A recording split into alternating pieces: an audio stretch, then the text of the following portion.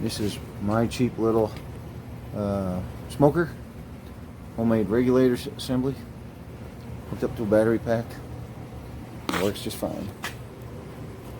This enables me to check the gasket around fuel module, emission control plugs.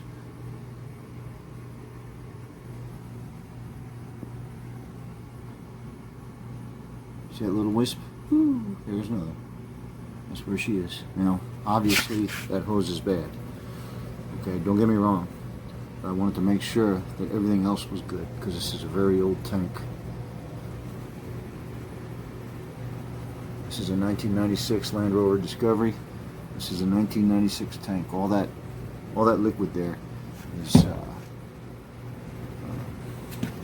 lubricant.